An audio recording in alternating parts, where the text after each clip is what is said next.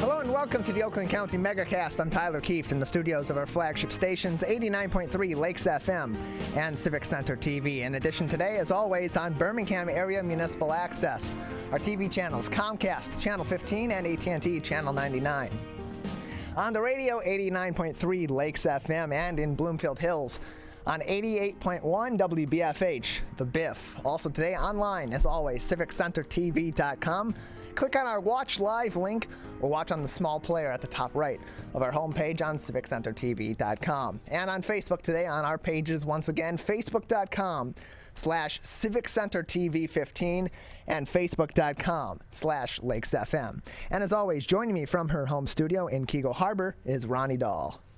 Tyler, how was your weekend? It was a great weekend, Ronnie. Very, very laid back, relaxed. Nice outside, too, so I was able to get outside, and especially yesterday, it was a pretty active day, even though it was very, very warm, but a great weekend here in the local area.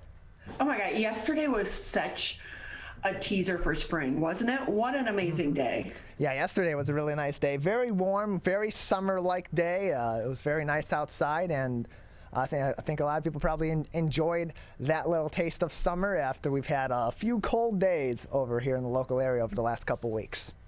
I know, and then today it's Monday, you wake up, it's rainy. You know, Mondays should be against the law, rainy Mondays. They should. Mondays are hard enough, but then when you add in it's rainy, it's like blah. You just don't want to get motivated. Yeah, now whoever came up with the idea of Mondays, I really hope that they ended up getting electrocuted, just accidentally, you know, because this is just, it's a terrible idea. Tyler. Look, hey, look, it's just, I don't think many people are disagreeing with it. Hey, so, you know, we were replaying the interview from Friday with Jackie. Yes. From Faith in Action, Dancing with the Stars. I got to judge it on Saturday night. A lot different this year just because of COVID. Last year it was canceled. But I will say, what a fun night. Some of these dancers, though, Tyler, because of COVID, they've actually only practiced together, like, over the last week or so. Usually this is months in the making, and you really couldn't tell they were that good, but they've been practicing virtually. Yeah, that's kind of surprising to me too, that they ended up having, as you're saying, that much success in their dancing, having practiced virtually, not been there, because that's one of those things where you got to kind of have that chemistry, at least especially in the footwork, with your partner. So practicing virtually and still doing pretty well and at dancing is a great accomplishment. I was always imagining, or at least just this how my brain works with COVID-19 and them dancing, that they were going to be dancing synchronized but 6 feet apart and matching the movements, just because I just found that to be humorous in my head. And so I convinced myself that that's exactly how it was going to happen, knowing that that's ridiculous and never would be the case. Hey, I think we should get Dave Scott one year. I think that's a fantastic idea, Ronnie. Make him be one of the dancers. But yes. There was, you know, it was not near as many people that normally is there, but still a great event. Basically what you have is like a table of supporters. So we had a lot of people from Bloomfield Township. They had an officer dance. He did great, really good job. And he rocked out this bright pink suit. Wow. Head to toe suit. It was great. And some of the costumes were great. Quite a few people from the Oakland County Sheriff's Department at the event supporting one of their deputies, as well as quite a few doctors in the crowd this year.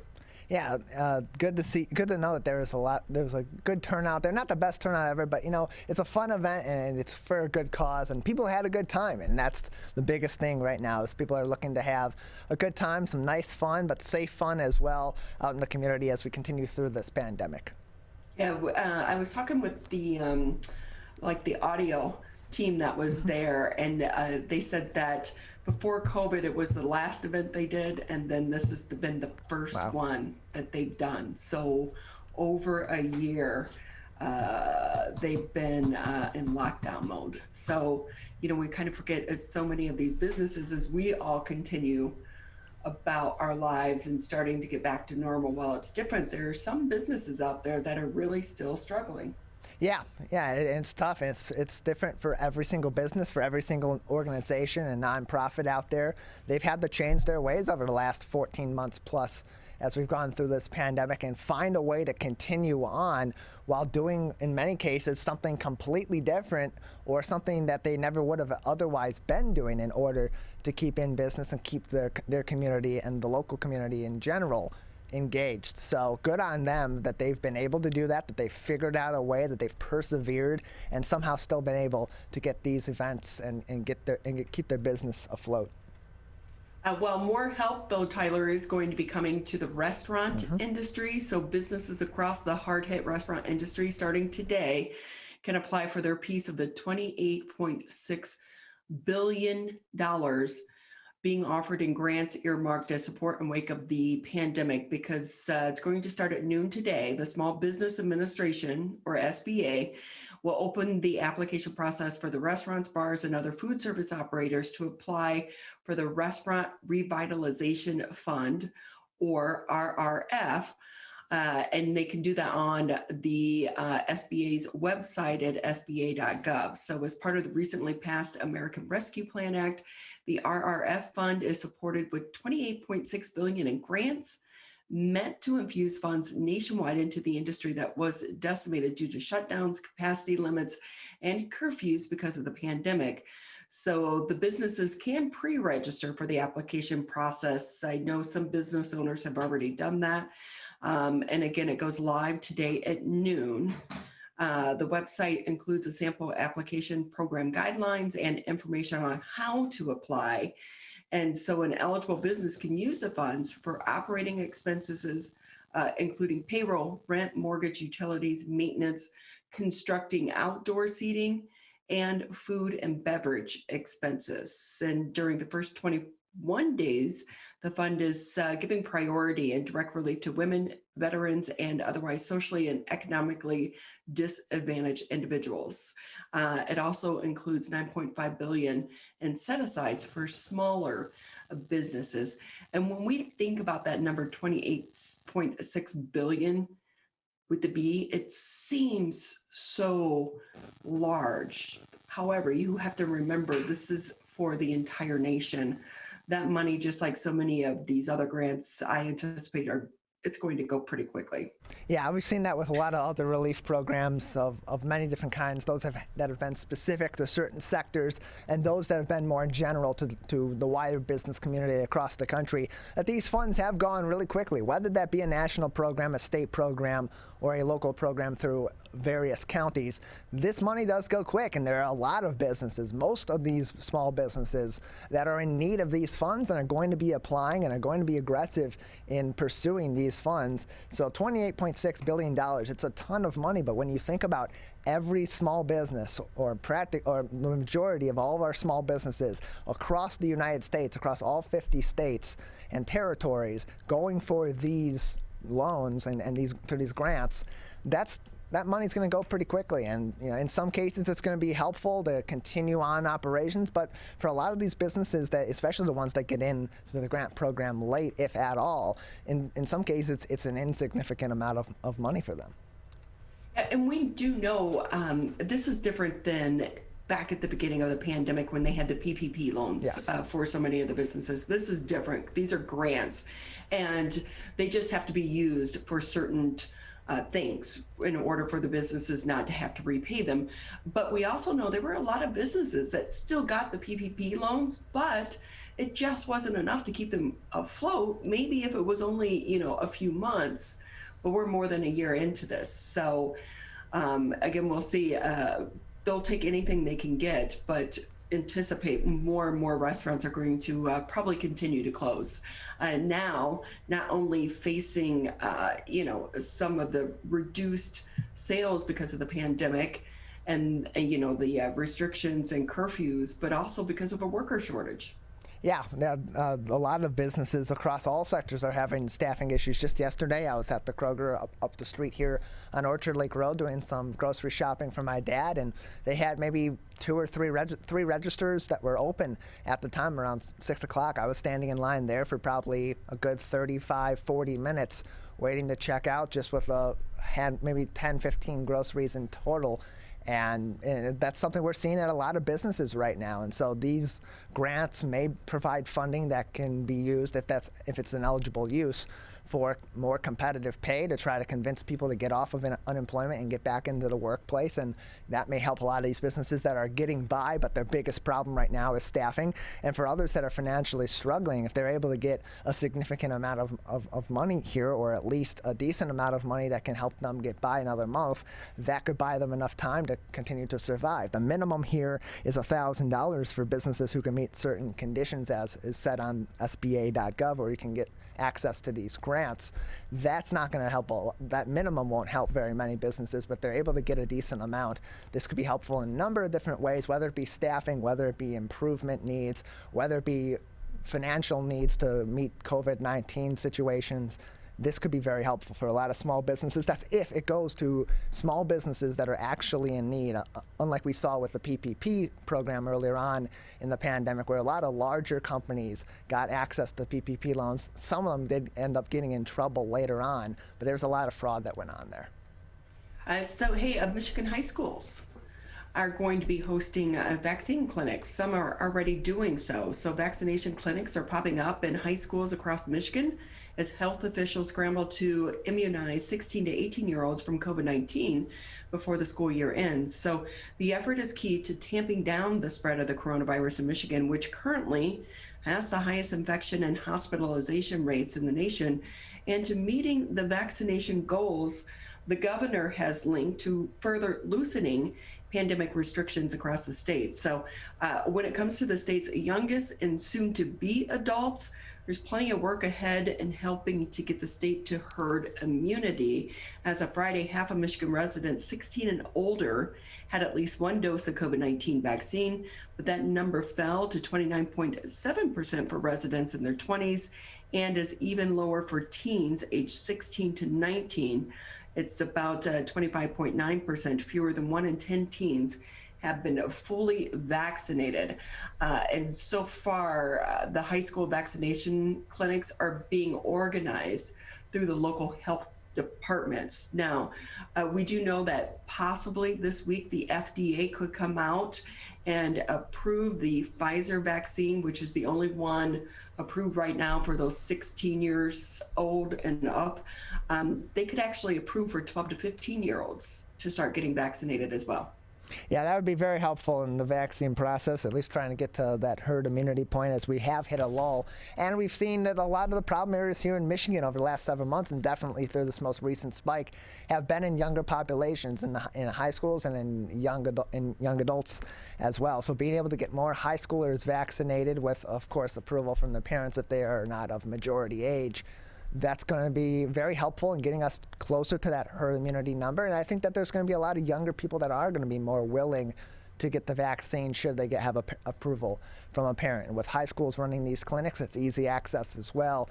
If that approval is given by the FDA, by the CDC at some point this week or in the coming weeks, it could be a big game changer in this vaccine process.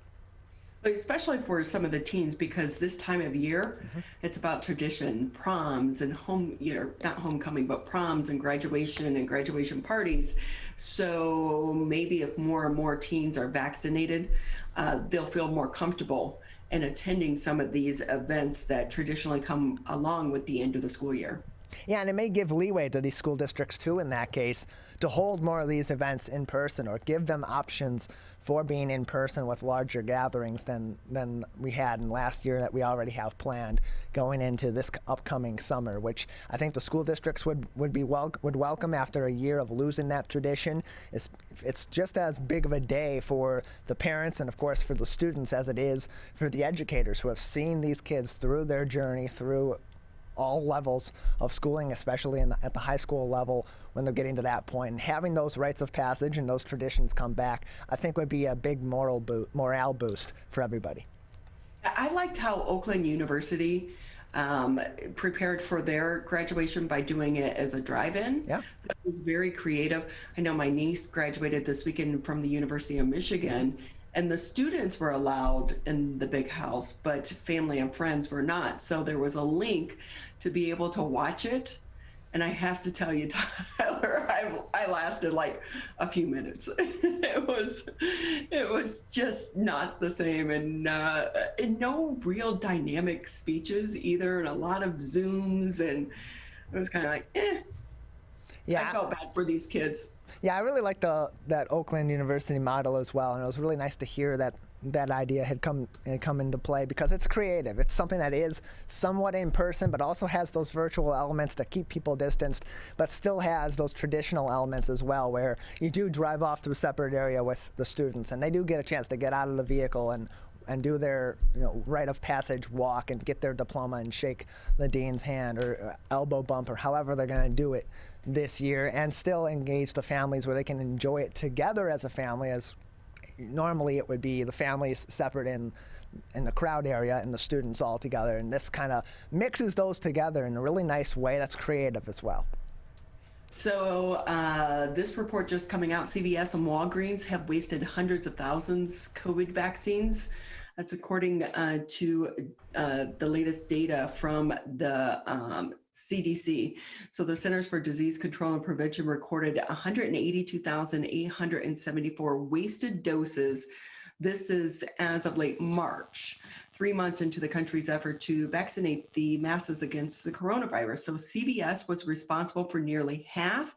Walgreens was responsible for about 21%. So combined, CVS, Walgreens responsible for about 128,500 wasted shots. Now, the CDC data suggests that the companies have wasted more doses than states, U.S. territories, and federal agencies combined.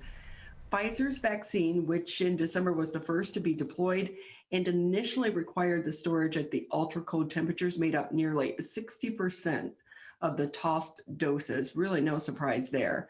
So Pfizer and Moderna vaccines, which come in multi-dose vials, are fragile and they have a limited shelf life. But overall waste has been minuscule.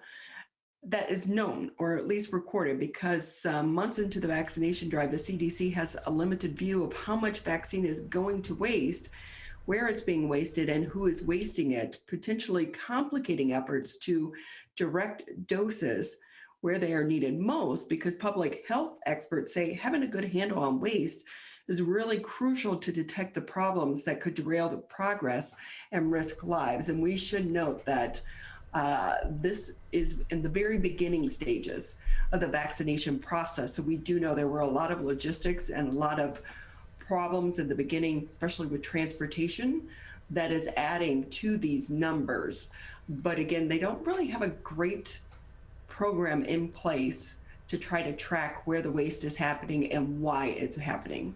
Yeah, and that's something that's definitely got to be improved, because if we're having all this waste, not only are we losing all of those vaccines that could be shots in people's arms here in the U.S. or shots in people's arms in other places in the world and get us further along in this vaccination process. At the same time, it's something that could take another shot at a lot of people that are on the fence and their confidence in the ability of these organizations that are being distributed these vaccine to be able to handle them properly, so that when those shots do go in your arms, you can be confident that you're getting them at full strength and adequately. Now, in this case, this was early on. There are a lot of logistical issues that are at play, and hopefully they have been taken care of. But at the same time, this is a critical issue. This is a critical point that we're at in the pandemic, and preventing these kinds of issues from popping up allows you to better mitigate other issues that may pop up in distribution and getting vaccines where they're most needed, and not dealing with these kinds of issues. So something that the U.S. government, the CDC and the FDA and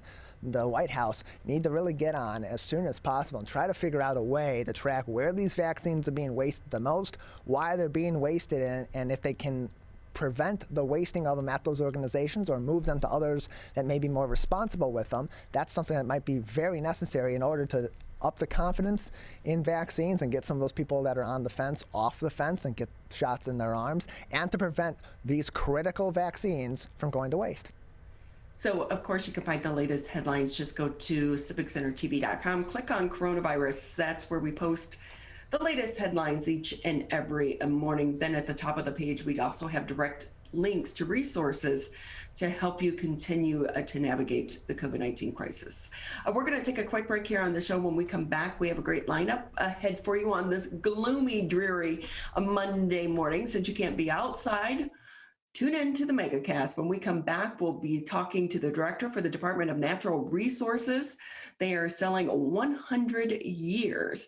And then also coming up around 10:40, we'll be speaking with someone that deals with a lot of destination weddings.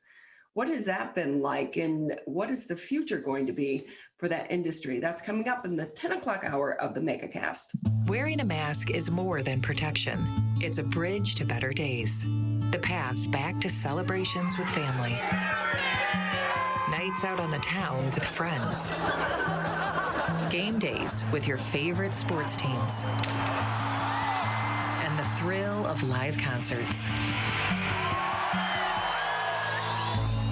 But until we can all get the COVID-19 vaccine and build community immunity, which will take time, we all need to continue to stay careful, because Michigan's recovery is depending on you, and so are your family, friends, and neighbors.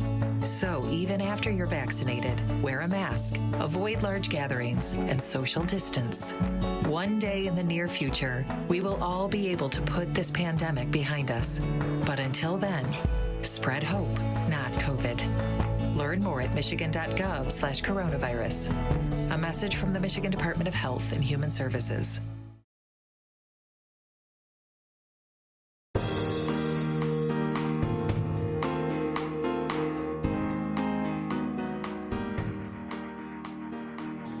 We want to say thank you for taking time out of your Monday to be with us here on the Megacast. As a reminder, Tyler and I are here Monday to Friday, 10 a.m. until noon. You can always catch us on Civic Center TV, Birmingham Area Municipal Access, as well as cable, Channel 15 on Comcast, 99 on AT&T.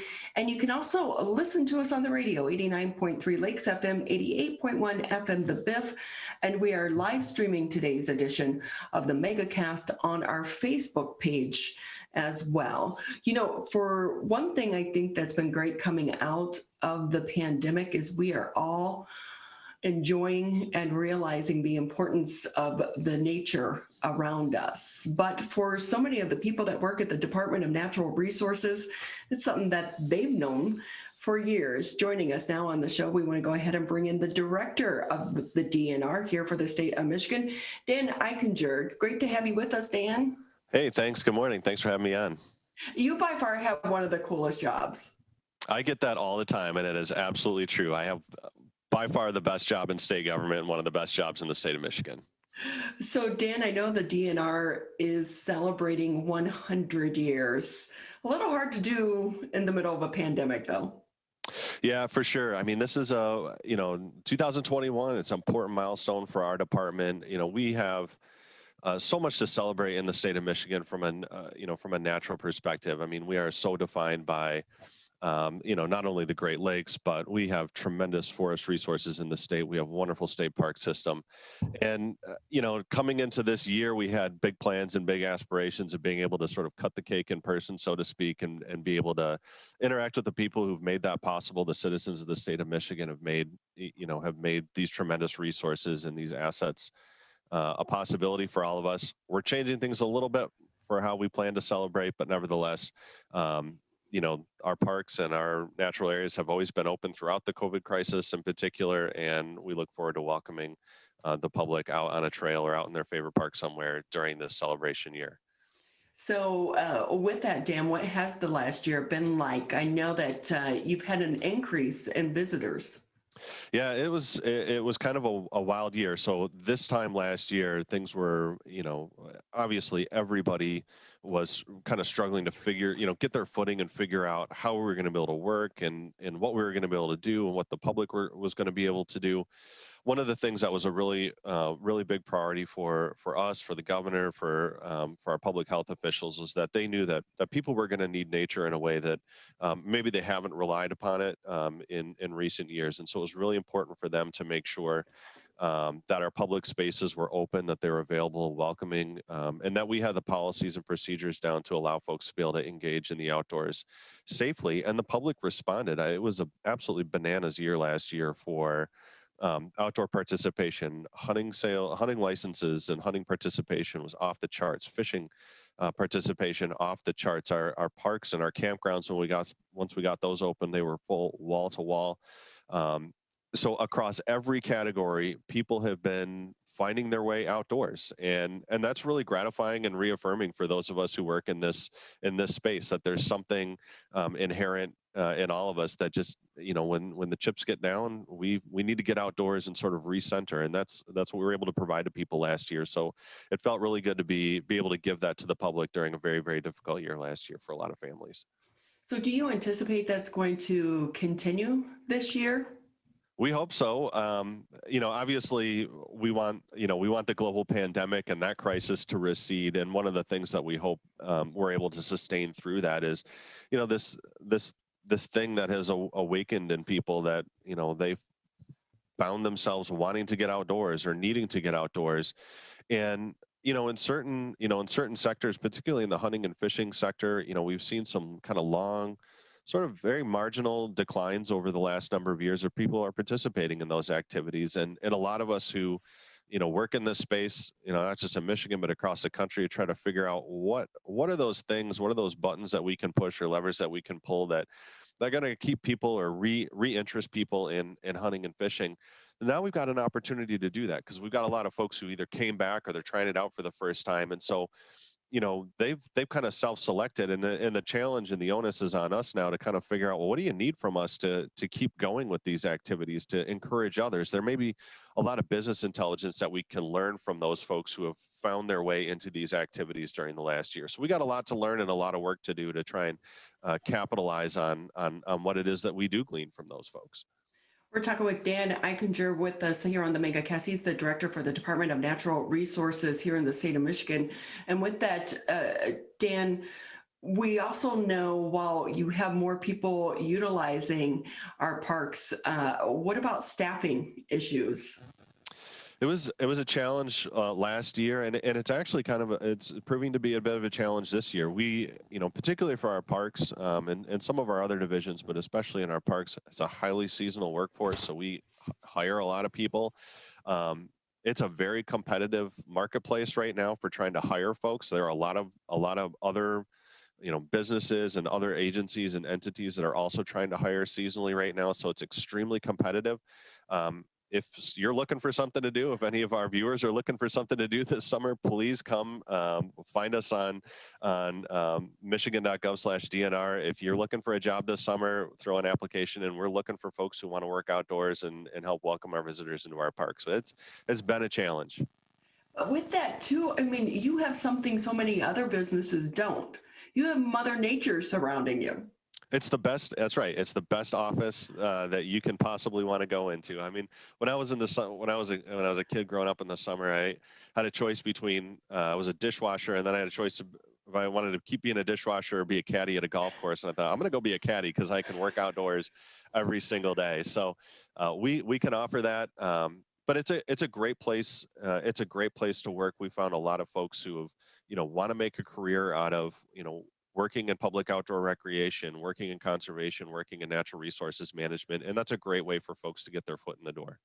It really is. And we should note that typically when it comes to joining the DNR, it can be a long process for people that want to be. Are you guys called agents? It depends on what you're looking for. So different career tracks. So our conservation officers, they're fully commissioned law enforcement officers. Those folks go through regular police academy style stuff. It's a long recruitment process. There's a lot that's involved with it. We also have, as we were talking about, a lot of positions in our parks.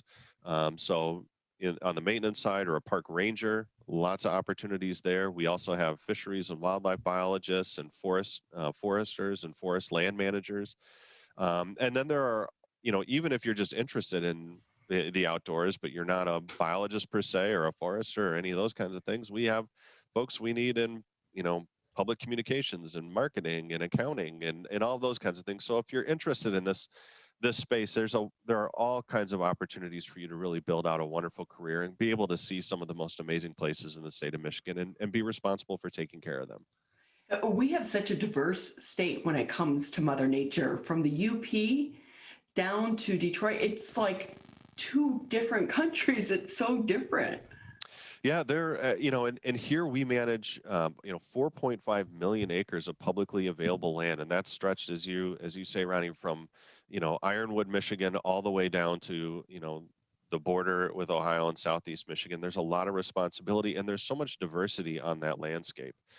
We've got some of my colleagues who might, work in the Northeast. I mean, we've got more public land than really make up the entire landmass of certain states or some states. I mean, it's a tremendous responsibility, but there's so much diversity there for the kinds of landscapes that we manage, the species that we manage, just the different kinds of places people can find themselves here. It's a wonderful place to explore. So with that, Dan, I wonder, have you had an issue with, on the law enforcement side, the legal side, with like poaching or, hunting out of season, more things of that nature through the pandemic? Well, I wouldn't say we saw a major increase in any of those things. There's obviously a certain amount of that we deal with every year. One of the things that we really try and do, and that's especially important when we've got folks who are new to an activity, whether it's hunting or fishing or, going out and hiking, or exploring an area you haven't been before, making sure that you're acquainted with, the rules and the laws, that's all important, but having a game plan so that you're, undertaking all those activities safely. Primarily our law enforcement officers and everyone in the department are there to help make sure that the public has an opportunity to safely enjoy the outdoors. So we're a resource there for folks for any questions that you might have. If you're going to go fishing for the first time, you want to make sure you're following the law, doing it in a safe manner, give us a call. We're happy to walk you through your plan and, and just make sure that you have a positive experience when you're outdoors. And your website has so much of that information. Dan, I have to ask you, it was one of the strangest headlines. The black bear near Flint. Are bears around us? I mean, bears are all around us, actually. I mean, we have the majority of our bear population, I would say, is north of, say, US 10, so a little bit farther north. But in the springtime in particular, we'll see they're usually younger male bears that are looking for territory, and they'll range. So it is not uncommon for us to find bears in southern lower Michigan, where they're very common in northern lower Michigan and across the UP. It's not uncommon at all for us to find wildlife, especially in the spring. They're usually, again, younger males that are out looking for new territory and that kind of thing. So not uncommon, but definitely noteworthy when it happens. I know, it was like, just imagine if you were the driver and you hit the bear and you're telling people, no, really, I hit a bear. It was a bear, yeah. People are going, no, that's quite the tall tale. Here in our backyard, we have a lot of deer and then, fox. And I'm like, I don't know what I would do if I encountered a bear though. Yeah, just get your camera out, take a picture from a distance, let it be, and that's the watchword, especially for any wildlife encounters, especially in the spring. We get a lot of folks who will see fawns and that kind of thing. Just leave all that wildlife be. They're fine. They don't need you to rescue them. Really, the best thing to do is just to let wildlife be, enjoy them from a distance, take a cool picture, but let them be. They'll be fine. Nature will take care of them. So with that, Dan, just another minute or two here with you on the Megacast. Anything else going on with the DNR that maybe I didn't touch on that you want to share?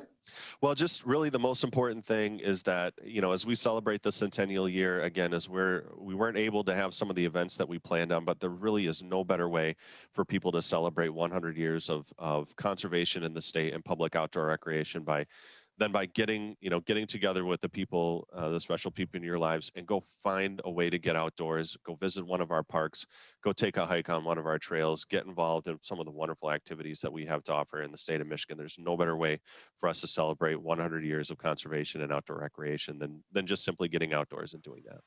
So when it comes to getting a license, like a hunting license, can people do that online?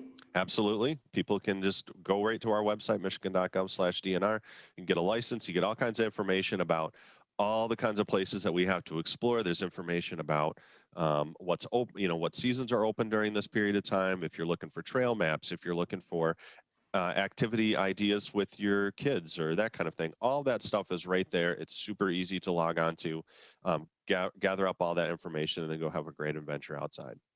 I will say, I think people would be surprised to know that a good portion of your budget actually comes from licenses and some of those fees. Almost exclusively. We are a department that is funded about 80% on restricted user-generated funds. So unlike a lot of other state departments, general tax revenue as a general rule does not fund the activities of the Department of Natural Resources. It's a user pay model that we have here in Michigan.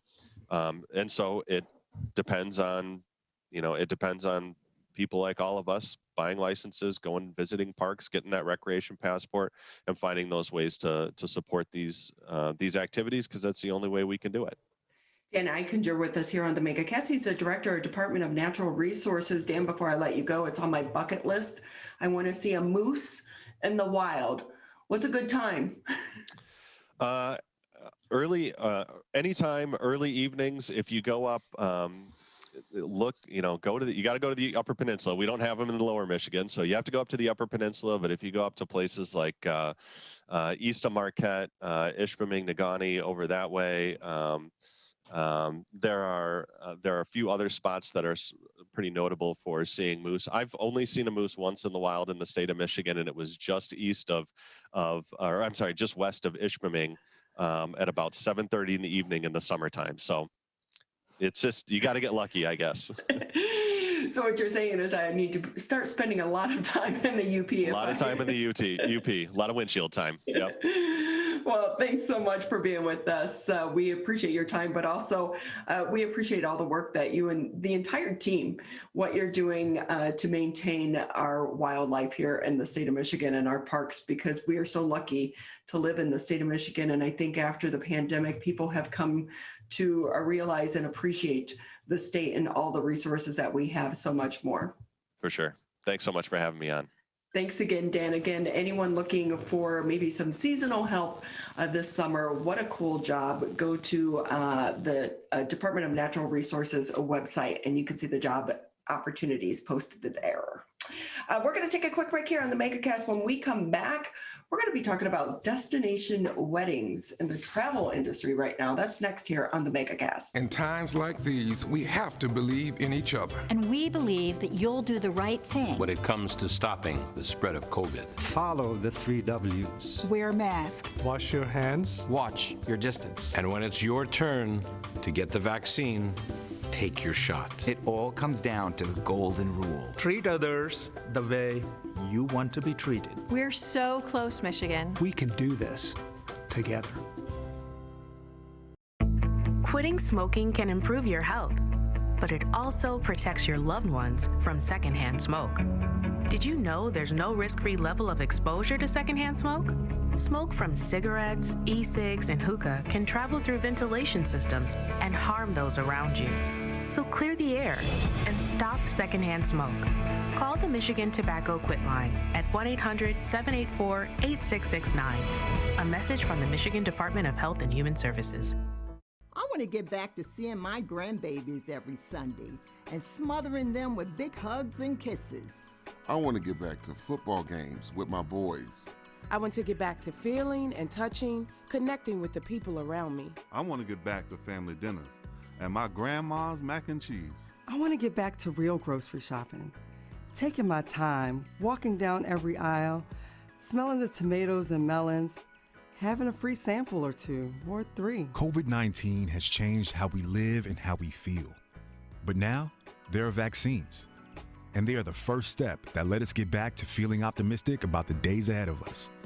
It's okay to have questions. Is it safe? Should I get it? Should I wait? Now, get the facts. Learn more at getvaccineanswers.org so you can make an informed decision when vaccines are available to you. Brought to you by the Ad Council.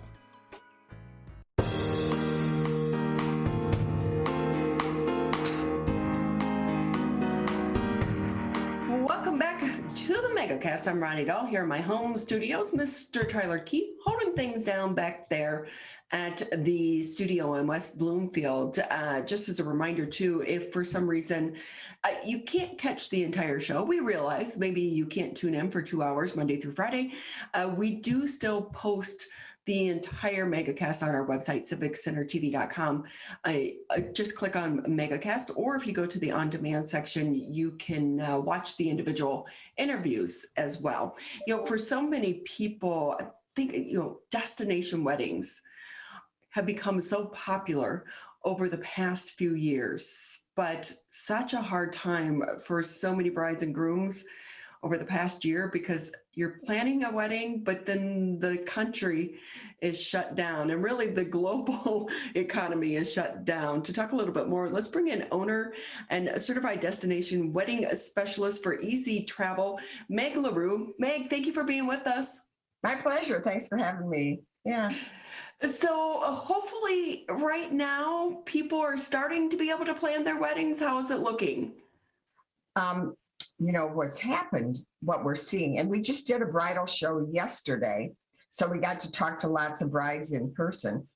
So the ones that have had such a frustration finding their venues, because so much has been pushed forward, here in Oakland County. So then they're just throwing up their hands and saying, this is crazy, let's just do a destination wedding. So we're seeing a lot more of that. And now that they're seeing that travel is opening up a little bit, they're feeling a little more comfortable. And of course, we do all kinds of travel, because what happens is people go to the weddings, but then they come back to us for their family vacations. So we're a cruise planners agency. So we have good cruise technology, so we can help people with cruises, with all-inclusive resorts, with European tours, so everything.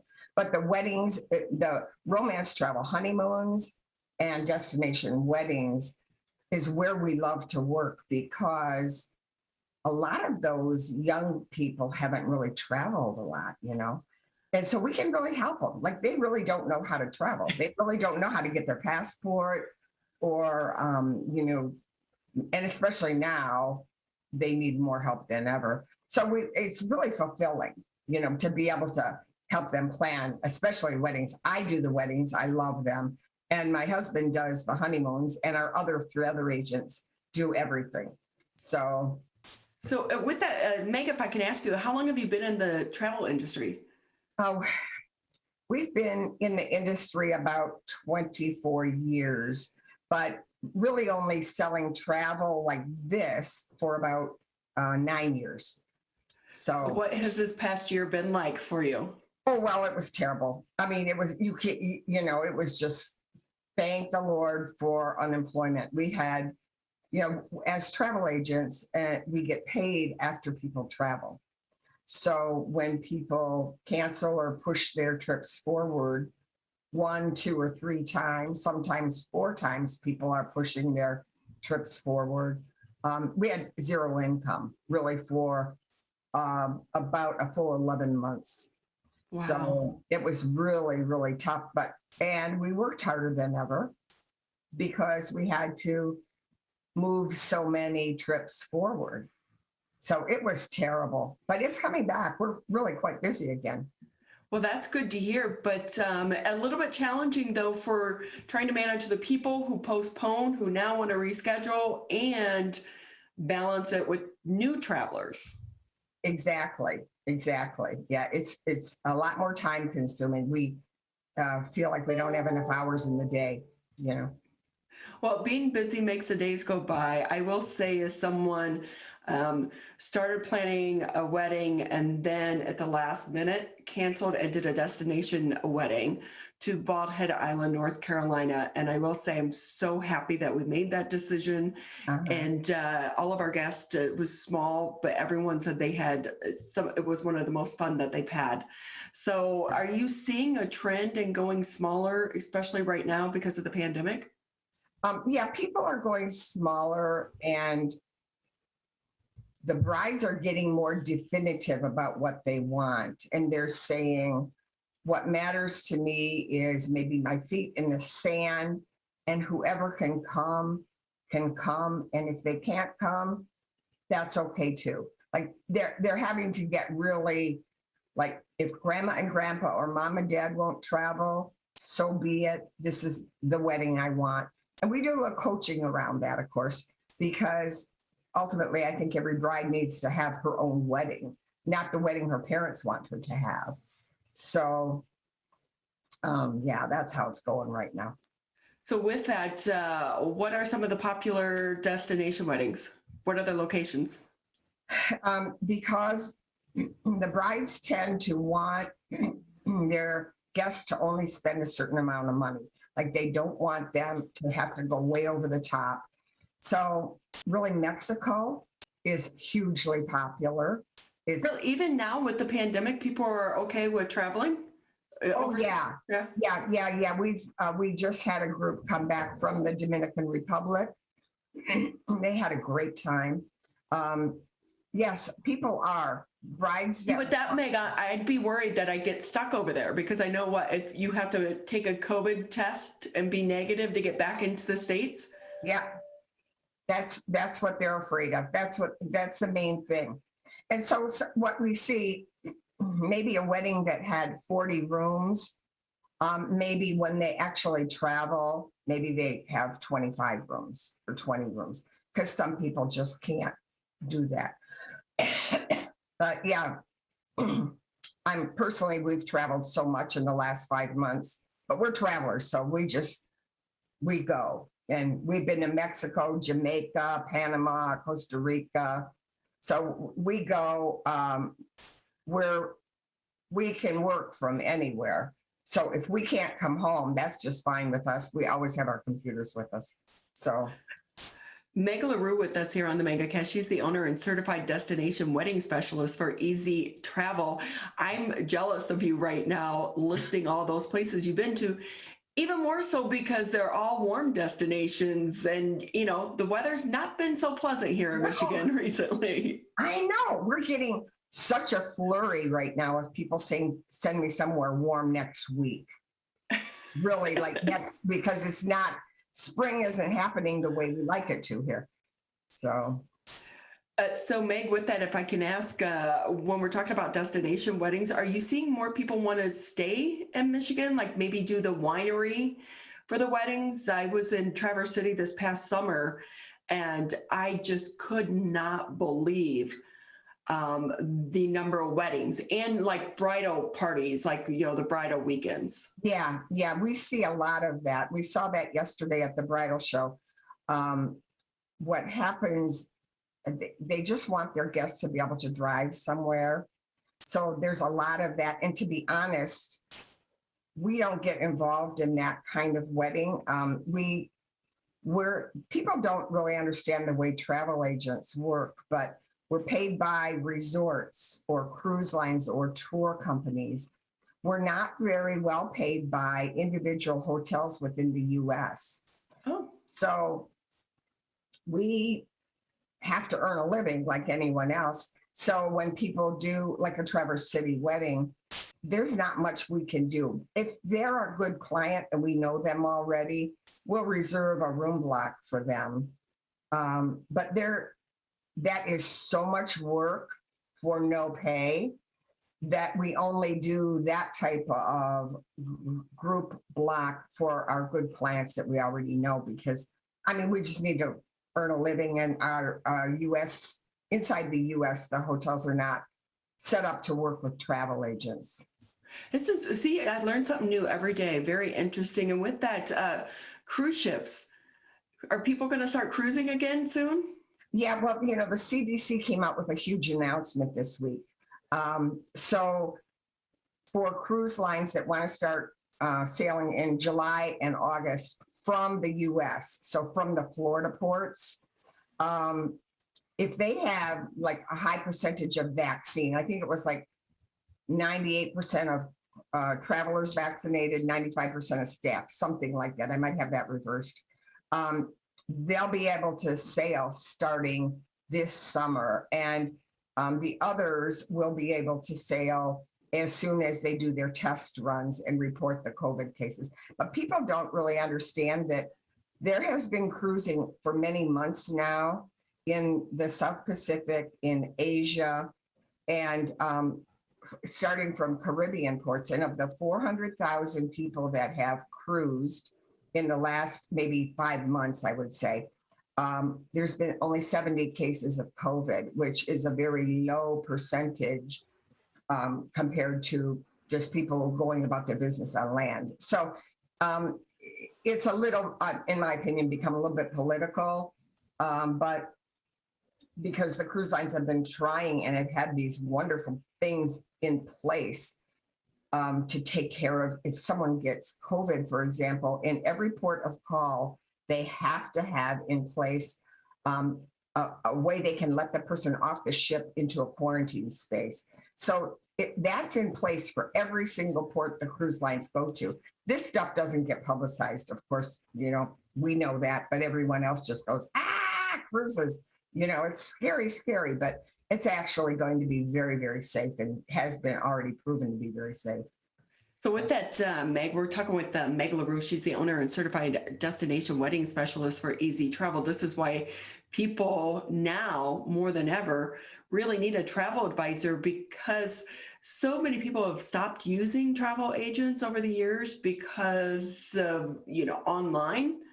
But trying to keep up with these rules and regulations, not just here in the States, but for some of the other countries, and they change so rapidly. It's crazy. I have, I gave up and took it down. I had a sheet on my wall with all the destinations and all the protocols for 100 different destinations. Well, that lasted about 2 weeks, and I had to take that thing down because everything changes. Every time someone's going to a destination, we have to go back in and refer to what's required to get into the destination and always, of course, what's required to get back home. But we help people through that. I mean, we give them the links, we walk them through it, we tell them what kind of tests they need. You know, it's a lot of work, but in the end, like this wedding that just came back, the bride said, everyone had a great time, no issues. The test was done at the hotel, which I knew that's why we booked that hotel. So everybody had a great time. Nothing bad happened. And so it was, you know, really good experience in the DR for that big group.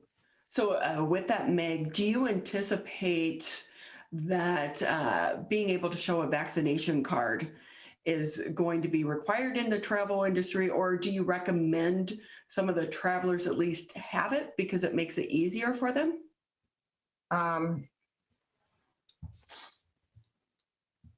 Ultimately, that's why we got vaccinated.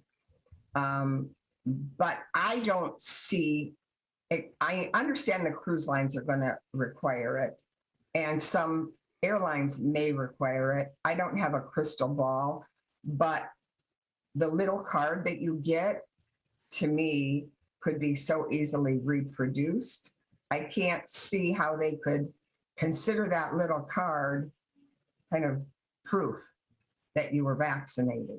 So I don't have a crystal ball. I don't know. It's so individual. Like a lot of people are just don't want the government telling them that they have to do something. It's sort of not the democracy we live in. But I don't know. I don't really advise people. Like if people, I can't say, well, go get vaccinated and then you'll be able to travel. I don't make that statement to people. So do you find that some of the countries that you're working with, do they require it? Are they asking for it? Or is it maybe just recommended, but the negative COVID test is required? Some countries require a negative COVID test. I'd say probably, I feel like the majority. Mexico's not, and that's great. I believe the Dominican Republic is not, but you know, Jamaica does, and some countries like Costa Rica require extra insurance, a specific type of quarantine insurance. So that's a whole other thing to put into the mix when people want to go to Costa Rica, and it's not real cheap. So it really is kind of country by country. So much to keep up with. We're talking with Meg LaRou. She's the owner and certified destination wedding specialist for EZTravel. And with that, Meg, I would imagine it's a benefit for everyone to get travel insurance then. Oh my gosh. Yeah. Oh, well, yeah, I almost shove it down their throat, to be honest. We've always offered travel protection. We always have. Things can come up, a couple's kid can get sick and they have to stay home, and just the regular travel protection we've always offered. But now with so many people wanting to push it forward just because they're not comfortable traveling, that is not a covered reason for an insurance claim, just not being comfortable going, unless you get this canceled for any reason. And so that we're selling much more of that. So yeah, I would say 98% of travelers now are buying insurance and requesting it before we even offer it. But it's a whole conversation, which type of insurance is the best one for them, and you balance it against the cost of the insurance and all of that. So with that, Meg, too, any hot deals right now, or are the deals going away as more and more people are comfortable traveling? Yeah, but we're seeing the package prices aren't too bad, but what we're seeing is while the hotels are offering good deals, good pricing, like a free night or 40% off or this or that, the airlines are not. So the airlines are struggling to stay afloat. I don't know if that's true. I'm guesstimating this, okay? But they haven't had business for so long. Now we're seeing crazy fluctuations in airline prices.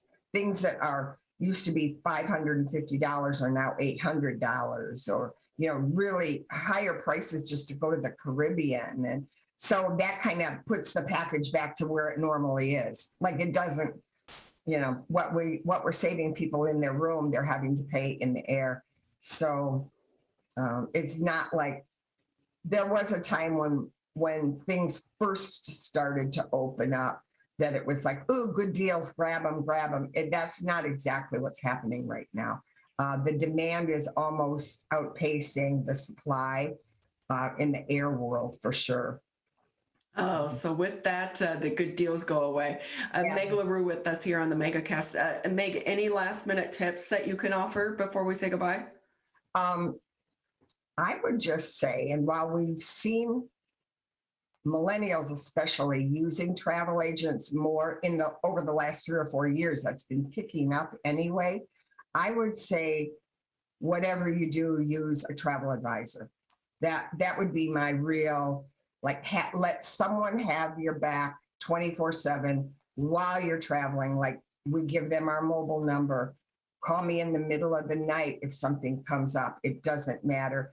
And when you go cheap Caribbean, do something like that, you're not talking to a real person at 3 a.m. with your travel issue that has come up. So I'd say for anybody, use a travel advisor now more than right, especially because if I get stuck overseas, I want someone that I can reach out to. Right, a real person. Yeah. Have you had that happen to any of your clients? Well, we get calls a lot. We get calls every time someone has a flight delay and they're concerned that they're going to miss their transportation to the resort. They call us and we say, go have a drink. We'll take care of this. We'll call you back. We've got you. So that's pretty much, we get these calls a lot, because the airlines are so overstressed right now. So we get it. We get all kinds of crazy things happening, but. Well, on the backside of that, you get to travel to some amazing places and see some incredible sights. Meg LaRou with us, owner and certified destination wedding specialist for EZTravel. If you need more information, you can find it on their website. Meg, great having you. I learned so much just talking to you. Good. Thank you. Thanks for having me. It was fun. Yeah.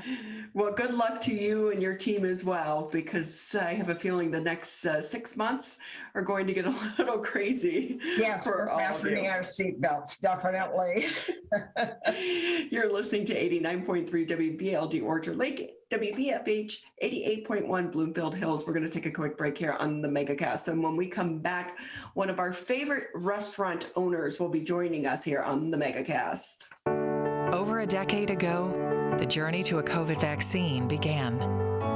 Building upon research on other coronaviruses, scientists continued with months of research and development, 3 phases of clinical trials with tens of thousands of diverse volunteers, then peer review and authorization to deliver a safe and effective vaccine that will protect all of us. Discover the facts for yourself at michigan.gov/COVID vaccine. Quitting smoking can improve your health, but it also protects your loved ones from secondhand smoke. Did you know there's no risk-free level of exposure to secondhand smoke? Smoke from cigarettes, e-cigs, and hookah can travel through ventilation systems and harm those around you. So clear the air and stop secondhand smoke. Call the Michigan Tobacco Quit Line at 1-800-784-8669. A message from the Michigan Department of Health and Human Services. Wearing a mask is more than protection. It's a bridge to better days. The path back to celebrations with family. Nights out on the town with friends. Game days with your favorite sports teams. And the thrill of live concerts. But until we can all get the COVID-19 vaccine and build community immunity, which will take time, we all need to continue to stay careful. Because Michigan's recovery is depending on you, and so are your family, friends, and neighbors. So even after you're vaccinated, wear a mask, avoid large gatherings, and social distance. One day in the near future, we will all be able to put this pandemic behind us. But until then, spread hope, not COVID. Learn more at michigan.gov/coronavirus. A message from the Michigan Department of Health and Human Services.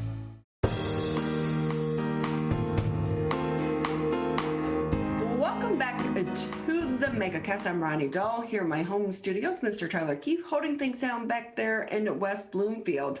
As a reminder, you can always catch us Monday through Friday, 10 a.m. until noon live on Civic Center TV, Birmingham Area Municipal Access. You can also find us on cable, Channel 15 on Comcast, 99 on AT&T, and listen to us on the radio, 89.3 Lakes FM, 88.1 FM The Biff, and we are also live streaming today's edition of the Megacast on our Facebook page. For so many of us that live here in the Keego Harbor area, we all know and love Gino's. It's been around 1971, feeding the people of Keego, Sylvan, and beyond. And traditional family Italian food, but also a friendly staff. When you walk into Gino's, you're a part of their family. But what has it been like for them over the past year? Gino Santia joins us now. Hey, Gino, how are you? Oh, good morning. I'm fine. Thank you. Thank you for being with us. My pleasure. You know, one of the great things throughout the pandemic, you and your staff, you pretty much have been open this entire time, but a challenging year. To say the least. Kind of back to our roots a little bit. We started out as just a carry-out pizzeria back in '69, actually, Ronnie. Wow, really? Yeah, '69 is when we started. So it's been 52 years we've been here. So with that, how has it been? How are you surviving? Well, we're doing okay. Like I said, we back to our roots, so we were able to do some substantial amount of carry-out through this process, and of course, people are starting to come in gradually, little by little. We have our place is large enough that we could spread things out well enough. So that's worked out pretty good for us. And we do have such a loyal clientele, people that have been coming here for years and years and years, and we're very appreciative of it. And they've been very supportive also. You know, I was there one night picking up dinner, and someone, when you say carry out, I think they were picking up like 6-8 pizzas. So that side still going strong for you. Well, I think along with our pizzas, which has been always our main staple for us, people are starting to realize that we have some very nice dinners we offer too. So actually, we're selling quite a few dinners carry out too, as well as in-house. So that's worked out very well for us too. Gino Santia with us here on the Megacast. He's the owner of Gino's Pizzeria and Restaurant in Keego Harbor. Gino, I know that one of the things is that you guys are a part of the community. You're not just a restaurant. You're so much more. You really are a vital part of the Keego community, and you do a lot of events. Have you been able to continue doing some of those? Well, we're working with the various groups about trying to figure things out that we can do. We have in the past, as you all know, the Wild Game Dinner that's sponsored by the Jacket Club here in Keego, and that's always been a wonderful thing, as well as the Keego Harbor Taste of Keego Harbor, which has been very nice for the community and surrounding areas. We do have the banquet hall next door that we've been able to offer that facility for those functions.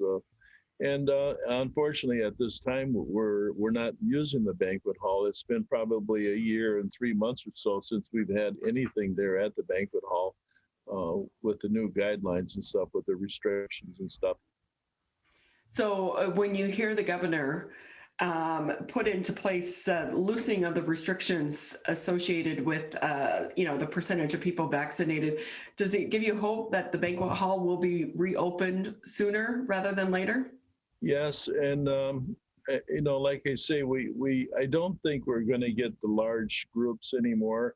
So we're talking like with various groups that want to have a function. If we are only allowed to have 50 people, maybe instead of doing it one night, try to cram everybody in one night. Maybe we can spread it out to a couple of nights and kind of still manage to take care of the people that are interested in coming to those events. So with that though, Gino, how much the banquet hall, how much of your bottom line does that help you as a business owner? Totally. Well, it's like it's changed a lot. I mean, the banquet business, a lot of people, we like destination parties, so we've kind of lost a little bit there, but we still manage to have different weddings and retirement parties and things of that nature. But we also have, at the restaurant, we have the capability as well. We have separate party rooms at the restaurant that with the banquet hall not being used, we can use, as a matter of fact, I have one today. It's a memorial luncheon. And there's probably about 40 people, and they're spread out very well, and they'll be coming in, and we'll be able to service them for their event, for their memorial service. So I know that today the Small Business Association restaurants such as yours will be able to start applying for some of the grants. Have you been able to take advantage of any of the grants and the loans offered through the government during the pandemic? Yes, we have, and that's been very helpful. And there's another one being submitted this past week, and today's the sign up for it. I think it opens at noon, and so we're working on that too. It's some money available to help businesses survive this crisis right now. That's good to know, because there are so many businesses that have tried to take advantage, and the need is so great. It could be a challenge just getting into the system and trying to get through the process. Yeah, so we've taken advantage somewhat of the lull, the closure. We've done some remodeling. We closed after the pandemic came about more prevalent. We closed for a couple of weeks and just did some massive cleaning, and we did some remodeling, new tables, new booths, and new carpeting, just things like that to just kind of gear up for the reopening and stuff. So we're ready to go. With that, like the summer months, do you anticipate you're going to be busy, hopefully, this summer? Because after everyone has spent so much time indoors, they're ready to get outside. Well, certainly Keego Harbor does offer that amenity that you can come out and visit your friends and enjoy the lake, enjoy the beaches. And so it does increase the population in the area. And yes, we do take advantage of it. People do come in after swimming or after boating, whatever, they stop in and get something to eat. Your setup is a little bit different over there. You have a small patio section. Do you anticipate expanding outdoor at all? Yeah, as a matter of fact, yesterday, as nice as it was yesterday, we had several people sitting out on the patio. You're right, though, it is a small patio. And then in the summertime, in the past, we've had, on Friday nights, we would have music out on the patio, live music of some sort, a group, a small group or a single, just to kind of entertain the people.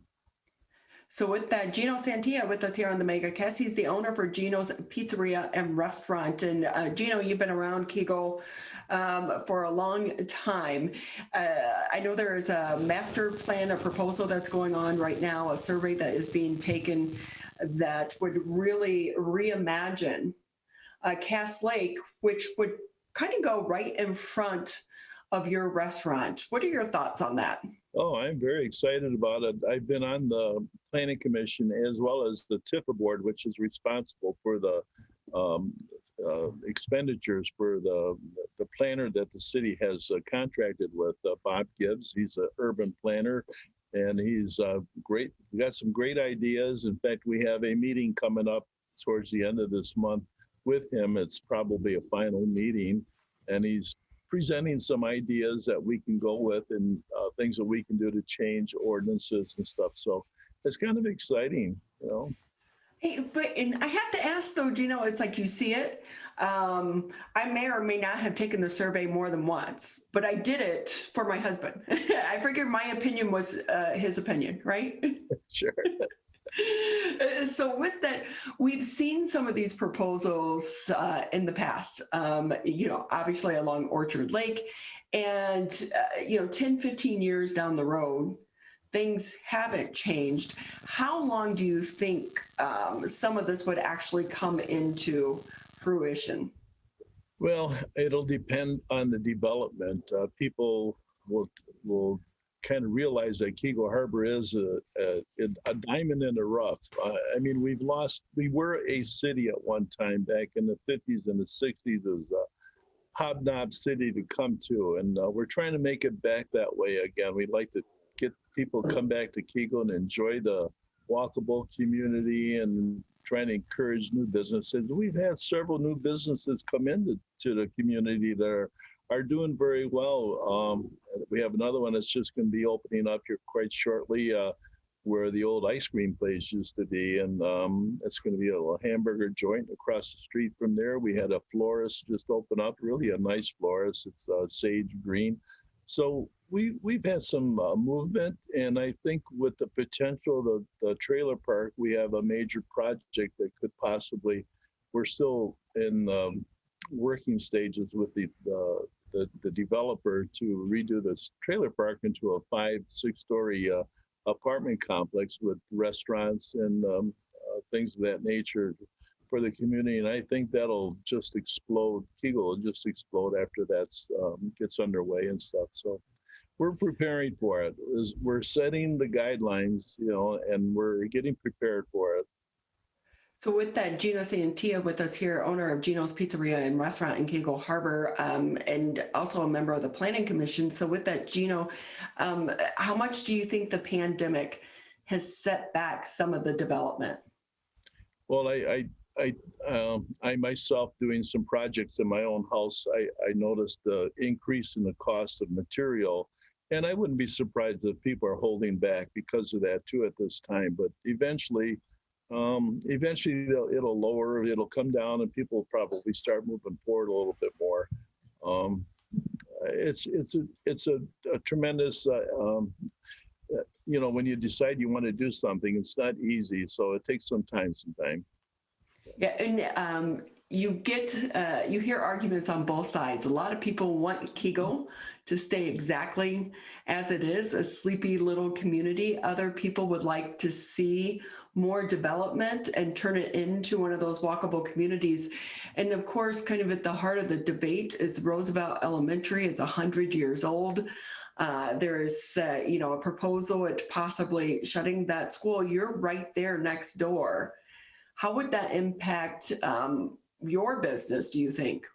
Well, I'm not concerned about my business. If that, I'm more concerned about the community. I think the community really relies on the school. It's such a wonderful facility. And I do have customers that specifically come to the restaurant to have dinner here and then go to the school play yard and have their kids play there. And it's just a wonderful community to have, something to have in our community. Yeah, and that's one thing with the school is it's not just the building. It has a great playground. It does. It's a wonderful facility. The teachers, the people there, it's just wonderful to have. I'm very happy and proud to be right here next to them. So with that, Gino, just another minute or two with you before we say goodbye. I know that a couple of times, you kind of helped rally the community to support your staff during the pandemic. So many restaurants right now, they're experiencing employee shortage. They're having to either reduce their hours or change their hours. How are you doing on that front? Well, I have to say I've got a great staff. They've pulled together. They're working extra hours. I do have some staff that aren't coming back right now because of the pandemic, and I understand. I'm not angry about it. I wish they would come back because everybody could help out a little bit. But the staff I have is doing a great job, and we try to take care of them as much as we can, keep safe. And we've been very fortunate. We haven't had any viruses here other than just a couple of people, but it's been handled the way it's supposed to be handled, and we've been able to do business as usual. So with that, Gino Santia with us here on the Megacast. He's the owner for Gino's Pizzeria and Restaurant in the fine city of Keego Harbor. With that, Gino, anything maybe I didn't ask that you want to touch on? Because you are the man in the know in the area. Well, I thank you for saying that. I didn't realize that. No, just just consider coming out, and whenever you feel safe, and check us out. We'll take care of you. You'll feel safe here. So any changes that you had to make because of the pandemic that turned out to be a silver lining that you think you'll continue? Well, like I said earlier, we did some remodeling. We did some major cleaning. We recarpeted, repainted, just some major changes. That's just been very encouraging. People are making comments about it, and we're trying to get some pictures on Facebook so people can see it and stuff. So Gino's underwent somewhat of a facelift in the middle of the pandemic. Yes, we did. Well, we hope people continue to support your restaurant as well as your staff, because you and your team, you've been such supporters of the entire community. The classic car event, is that going to still happen this year? Yeah, we had it last year, and we have every intention of doing it again this year. It's an outdoor thing, so we had a good turnout last year, so we're going to try to do it again this year. Well, we have a annual golf outing that we have for charity also, and we try to do the things we can to keep involved with the community.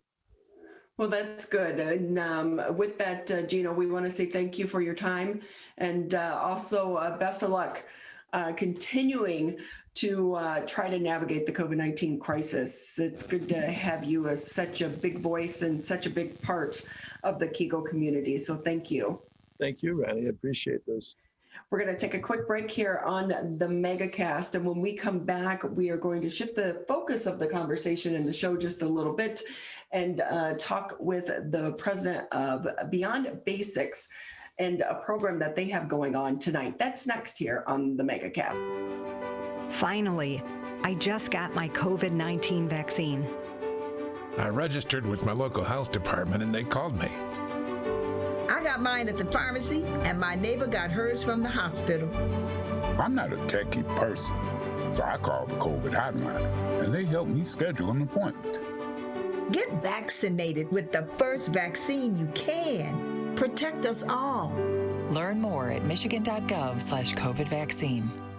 COVID-19 has caused many families to fall behind on finances and on groceries, but you're not alone. You shouldn't have to worry about putting food on the table.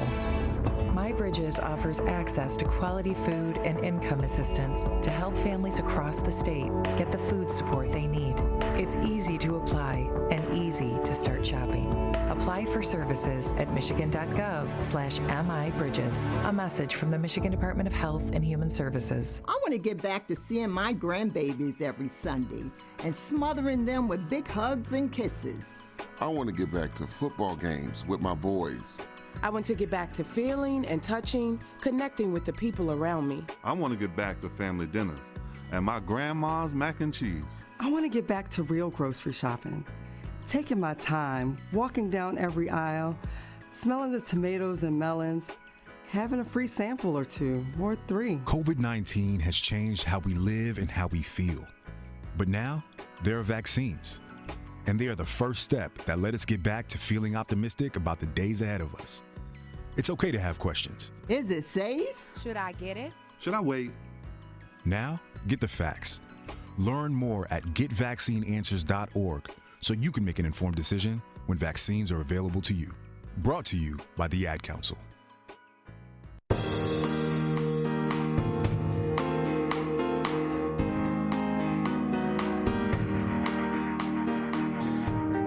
With us on the Megacast. As a reminder, we're here Monday through Friday, 10 a.m. until noon live, and then you can catch previous episodes of the Megacast on our website, civiccentertv.com. Just click on Megacast, and there you can view some of the previous episodes going all the way back to last March when they started this program.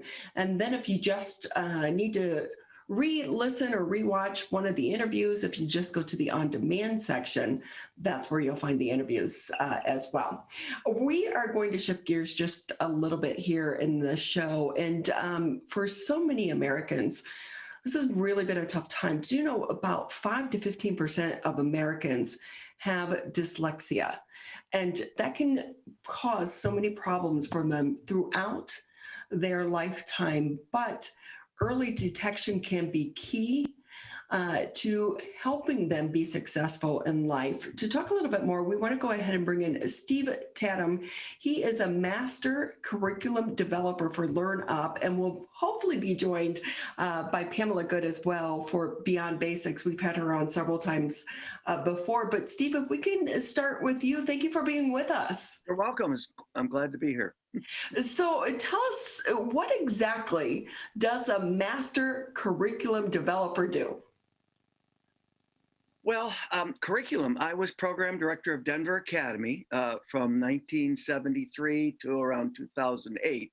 And what I did is I studied all the research on how to teach everything from reading to math to content courses to memory, to discipline and structure. That's what a master curriculum did. As part of that, we had more children with dyslexia, so I put a focus on dyslexia and tried every program and merged every program for 27 years before I created my program, which is called Fast Reading or Tatum Reading, depending on what you prefer. So what did you find in your years of studying dyslexia? Well, what I found is, number one, the answer to what the problem was, I think, finally exposed in 2002's book, Shaywitz's Overcoming Dyslexia. And in 1896, Morgan Pringle said, hey, there's people that are born who just can't seem to read. And they thought it was because there was a visual problem or something like that. What Shaywitz found is no, the problem's very specific. The kids that have dyslexia have fuzzy sounds. They say paschetti instead of spaghetti. And, they'll rather than publish ublash. They mix up sounds, so they have trouble with sounds. And the main problem is they're not firing with this area behind the ear called the word form area. So when they sound out words, they're not remembering them. So we got to get that area firing. So the real issue for dyslexics is getting them to get this area called the word form area firing. And how do you do that? You do that by the program I've created, because it's all about what the research says to stimulate the sound. See, what we got to do is get this area, which is basically the sound out area. It's Broca's area. along with above the ear, the comprehension. You got to get these two working together by doing things like fat, make it flat, make it flit, make it flist. Get them to work real quick, and that stimulates the back area. And it can take anywhere for 3 months to 2 years to get it firing. But kids with dyslexia without this approach never get it firing, never remember sight words. And this is shown by studies of kids in high school. But we also found that if you do the right stuff, you can get it firing. And that's what my program's all about. I love this. It really is fascinating to me. Stephen, with that, as a parent, do they need to be able to recognize this early, or can adults benefit from your program as well? Well, my program, I worked with 5 to 65. 65 was the head of a psychiatric department who had a very bad fall and had brain damage and lost her entire ability to read. And we worked with her, starting with our kindergarten program. In about 3 months, we got her to adult reading. But we also work with kids with first, second grade. Now, Beyond Basics right now is targeting high school kids, which is really where my program began, was with high school students. And so we make modifications of my program so it can be done in 35 hours. And we focus only on the reading, not the spelling and writing. So, Steve, what have you discovered during the pandemic and how kids are being impacted, or adults being impacted because of the pandemic if they have dyslexia? Well, of course, they're regressing in school. That's not working well for them. And the Zoom works real well unless you have ADHD, attention deficit. I've worked with several kids. My clinic was working with hundreds of kids. And if the child does not have severe behavior and attention deficits, you can do great on Zoom. But if they do have that, you have to have more one-on-one, close together kind of work to develop bonding, where the kid feels a sense of security, a sense of power, freedom, fun. And you can only do that kind of close one-on-one. Pamela Good joining us now. We're sorry, Pamela, we jumped ahead without you because Steve's so fascinating. He is fascinating. He's definitely fascinating. And so I'm happy that you went ahead and did that. We had some little technical glitches here on our end. So my apologies to all of you. Oh, we're like a year into the pandemic and Zoom. We're all used to technical problems. It's all good. We don't stress out any longer. So Pamela, we're happy to have you with us as well. She is with Beyond Basics, the president of Beyond Basics. We've talked to you a couple times before, but you guys have an exciting event going on tonight. Do you want to tell us more about that? Well, we've been asked to kind of present this unique partnership. Would you say that also, Steve, that it's kind of a unique partnership that's... With you? Well, I happen to be working with the classiest woman in the business, you. That's why it's a good relationship. Oh, you're sweet. Ahead above everyone I've ever worked with. You're so great. Well, thank you. I appreciate that. But I was thinking though that, I mean, here, just the way we started, you know, so grassroots and in the neighborhood and you know, we had tried for years to get grade level movement. And it wasn't until I met Steve, and right away we had our tutors trained by him, and we, you know, rolled it out and got grade level movement. And so our relationship has grown over the years as we've just worked together, really getting kids who are the farthest behind in one of the most vulnerable districts in the nation. And so I think it's where we've teamed up to really help kids in Detroit that, you know, has fostered our relationship and our curriculum. We've both modified it, I think, in the way we look at it over the years. So working together, we've been able to achieve that. So Steve, what's the partnership been like for you? Perfect. I mean, I couldn't work with anyone better than Pam. And see, when I'm talking about meeting with Pam cares so much about the organization.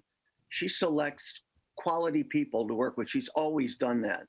And so I find there's follow through. When I give suggestions, she follows through and, you know, respects my direction.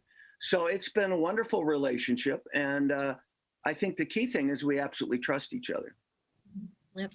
Yeah. So Steve, how does the program actually work? Well, basically what it comes down to is I do a training with teachers, and I'll be very specific to Beyond Basics. I have streamlined my program for Beyond Basics time. They've got like 30, 35 hours of tutoring. And so most language programs have reading, writing, spelling, et cetera, and it's 2 years to get 2 years growth, especially in the Orton-Gillingham programs from the research. Well, we try to get that in 35, 40 hours. So I have made multiple changes over 27 years. I told you it took 27 years and found out what didn't work, what was additional, what was hurting us in terms of time, cut all that and cut right to the chase. And so with her program, I go right to the reading checklist and we start the child where he's at. We don't start him from the beginning, which many do. So I might start a child a third through the program or 2/3 through it, and able to get it through in 35 hours. Wow. And so with that, has technology changed how you implement your program through the years? I mean, I'm thinking 27 years, 20 years ago, do we even have, well, we had cell phones, but they were the big bulky ones, right? Yeah. Well, in my program, it's done nothing but enhance it. I mean, I did a free workshop for COVID once the COVID come, because people couldn't go to school, and we had 1,000 teachers come on Zoom, which we had them from Australia, New Zealand, Hong Kong, Bulgaria, Romania, all over. We did as a service to the community. So it's helped our program grow. However, with kids with, as I mentioned, who have more discipline and attention issues, you can't beat the one-on-one, face work, face-to-face. But with kids who just have the reading issue, it works wonderfully well. So Pam, do you want to share a little bit more about the webinar that's going to be happening this evening? Well, yeah, so we get to, go on to this special program out of Oregon. I think that it's Decoding Dyslexia Oregon is what they call it. And they've asked both Steve and I to just talk about our story. So I think some of the history of how it is that here we are in different sides of the United States, and, that we connected, and really that this partnership has really forged a solution for kids who are living in the most vulnerable communities. And so Steve's talked about, that difference that, kids who have trauma in their lives and maybe generational illiteracy, dealing with the effects of, poverty, and that working together, we've just been able to do what's best on behalf of the kids. We both want what's best on behalf of the kids, and we've worked to create a curriculum that keeps that as the main focus. And because of it, it works, and it works really well. And so tonight we get to talk about that, the history and the solution. Exactly what do we do with kids that facilitates that? So with that, Pam Good with us here, Beyond Basics president. And with that, Pam, have you lost some kids throughout the pandemic due to various issues? Maybe it's just, broadband or having enough computers in their home. Yes, the population in Detroit isn't a one size fits all, just like it isn't anywhere. We have kids that have technology that know how to use it and show up. And then we have those kids that don't have technology. They're not have that computer literacy, where they may not know how to access it well. So we have all of those over the spectrum. So yes, we've encountered situations, and, the heartbreak that you see in vulnerable communities dealing with this pandemic. And you don't really hear people talking about it, but you have people just struggling to provide food for the families. And some of our high school students, they really just need to work to help to provide food for the family. And so absolutely all of the above has interfered with some kids getting what they need. And we do our best to work with them to have them show up for tutoring and at least be able to get them reading during this time. Yeah, Pam, I saw one high school student trying to do their homework on their phone. And you're just thinking about the challenges, as if life wasn't challenging enough. Then you throw in the pandemic and the technological challenges faced by so many of them. You hope we didn't lose a lot of kids throughout this time. Well, we have, and I would say, these kids really haven't been on the radar in America. They've been under it, and so if this issue brings all of this into the light more so that we can finally give them what they need. I mean, we have one student, high school student, that needs to work, like we said, to just bring food into the house. And he's so dedicated to the tutoring that he'll be in a parking lot at Home Depot, or he'll be driving and using his cell phone, just like you say, to try to engage with the tutor so he can learn to read. So the kids are doing their part. They just have so many obstacles. And my hope is that this issue brings this into the light and we actually start tackling those with an urgency that we should, because there hasn't been an urgency around it. So I would like to see that change. And with that, Steve Tatum with us as well. Steve, what advice do you give to parents? Well, if your child is slow in babbling and saying words, and at age 2 or 3 still can't do phrases at 2 to, has trouble with rhymes. Rhymes is a real teller. At 4, has trouble with rhymes, pronounces like tornado, roarnado, this kind of thing. They may look at a quick screening device. And in kindergarten, if they are struggling, don't expect time to take care of it. You see, if your word form area isn't firing, time doesn't help it. And if you have fuzzy sounds, that's when you can't rhyme, you can't understand the sounds and words. These 2 areas, as I mentioned, Broca's and Wernicke's, are not working. And so time won't take care of that. What takes care of it is a good systematic phonics program that's based on research, which mine is. I've just made modifications this year, and I've been doing this for 50 years in my program based on new research. And so I constantly am availing myself with that in both the dyslexic area, i.e. Shaywitz and others, and the regular reading called the Reading League, who basically are just into research. I keep my feet in both camps. And how do we get adults to recognize this? Because we know that, for so many individuals that are dyslexic, they also lag behind in successes within their career fields as well. At what point in time can you have that conversation with maybe an adult to say, maybe you have a problem? Because we do know things have changed over the years, right? You can diagnose it earlier today than what you did maybe 30, 40 years ago. Well, the interesting thing is, if the student is trying to learn to read, we found out that through high school, et cetera, they are able to read somewhat at the adult level. If they're just much, much slower. But keep in mind, kids with dyslexia have gifts. They can rotate objects in space. They make connections other people can't. They see patterns, and they're great at oral narration. And 40% of all entrepreneurs have dyslexia because of the creative component of their mind. So their future is actually more, I think, positive than a lot of other individuals who don't have this issue. They were the go-to people in the cowboy days, to fix the carriage, to take care of the ironworks. Anyone with a problem, those were the guys you went to before there was school. Yeah. You have such great analogies. Thank you.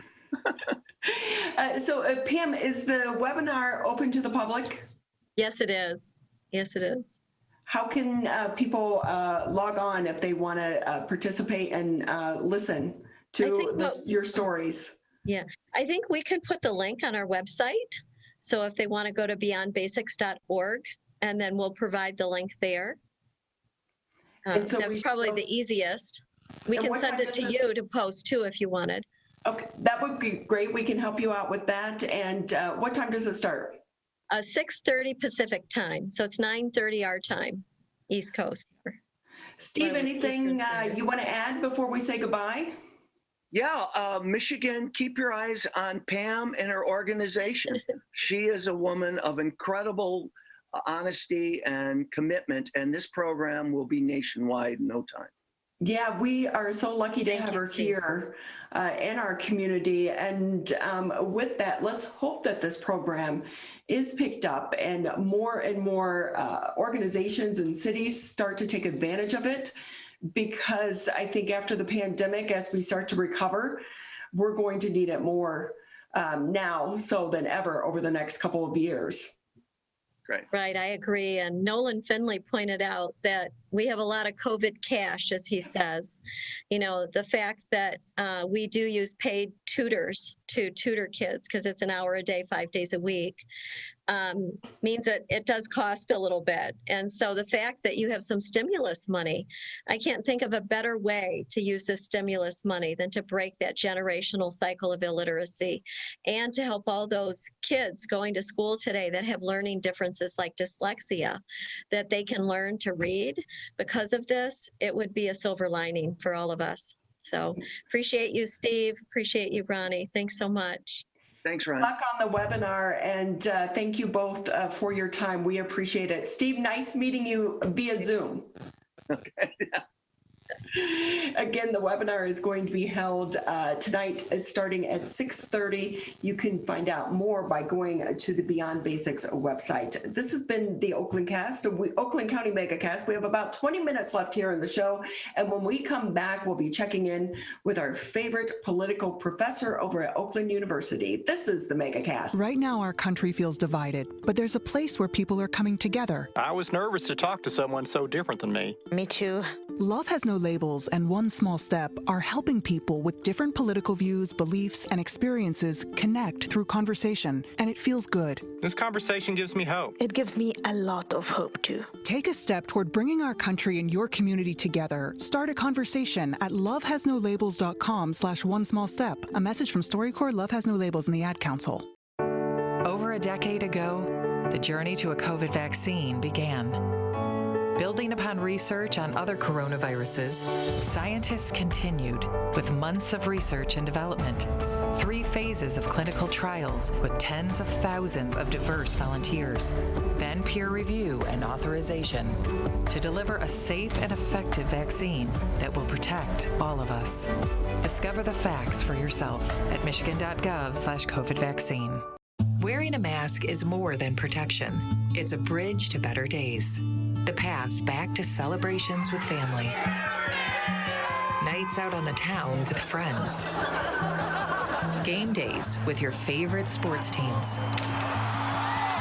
And the thrill of live concerts. But until we can all get the COVID-19 vaccine and build community immunity, which will take time, we all need to continue to stay careful because Michigan's recovery is depending on you, and so are your family, friends, and neighbors. So even after you're vaccinated, wear a mask, avoid large gatherings, and social distance. One day in the near future, we will all be able to put this pandemic behind us. But until then, spread hope, not COVID. Learn more at michigan.gov/coronavirus. A message from the Michigan Department of Health and Human Services.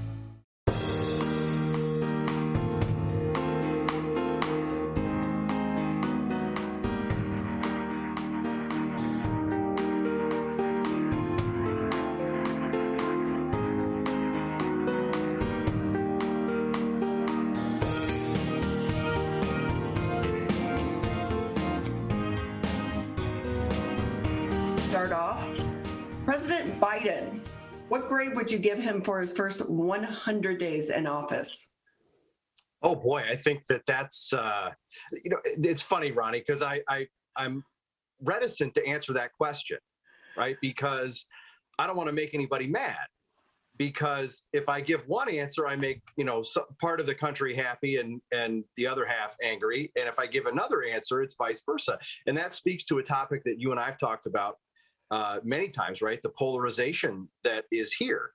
So I'll answer it this way. I think he gets different grades on different issues. I think that there are things that have gone well and there are things that have not gone well. You could point to continuing economic recovery that seems to be in place, job growth, wage growth, right? But then the question becomes, well, is that because of Biden being in office for 100 days, or how much of that, if any, do we put back on the Trump administration? I think we've seen the continued response to the pandemic seem to be going fairly well. Again, and there's even questions about that, right? Because just the commercial that played before we came on about vaccinations, right? Well, are we going to now start to have a hurdle over getting more people vaccinated? But with vaccinations, okay, 100 days, there were 1 million people a day getting shots when Biden was inaugurated. How much credit goes to Trump? And then on the other side, right, the issue of immigration. Big problems at the border. And, the White House seems to not want to call it a crisis. And maybe there's distinctions without differences there between words and semantics that we want to use. But I do think it's been a varied outcome for the first 100 days. Depends on the issue you're talking about. The immigration issue and the situation at the border, you notice that they're dancing around it instead of coming out and just saying, we know it is a crisis, this is what we're doing. It seems like, especially in the beginning, that they were kind of trying to downplay it, not allowing reporters or journalists into some of the camps that are happening. And we do also notice a big switch in the wording even the media is using and talking about the situation at the border. Oh, absolutely. And I think that it's because if journalists would have been allowed more access than they had, right? And some of the information that we got was, I don't want to say it was smuggled out, but it was kind of it was leaked out, right? From other folks that had been there. But the images that were displayed with overcrowding, people packed into these holding facilities or detention centers, whatever they're called. I'm not even sure the right word, but they harken back to the criticism that was levied against the Trump administration with the quote unquote kids in cages, right? And that would have been an inconvenient image that the White House would have to deal with. Well, and we do know that the messaging out there in some of the other countries is with the change in leadership, the border is back open. And I think that's one of the issues with why we're seeing the crisis continue to grow each and every day. So it's going to be interesting to sit on the back burner on the sidelines and watch to see how he navigates the crisis, especially if it continues over the next few months. Well, it's interesting, right? Because the president tasked the vice president with being the point person on the border, on immigration. And there hasn't been much from her in talking to the American people about that issue, about steps that are being taken. I have read several stories about her desire to deal with the root problems of the issue, why people are coming here in the first place. But that's a long-term issue to deal with. That's a long game policy to implement.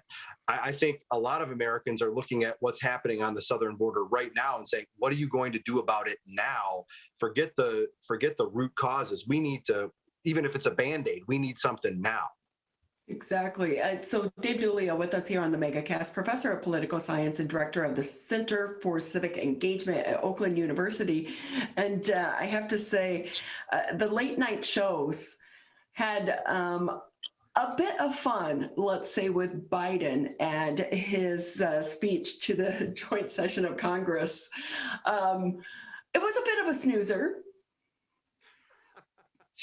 Well, and it's all relative, right? I mean, from the previous 4 years, anything would probably be a snoozer. And to some extent, this is what Joe Biden promised us during the campaign. He said we're going to return to, quote, normal. And for many, that's boring. And which those two in politics can sometimes go hand in hand. But it's also a matter of keeping people engaged on issues that are important.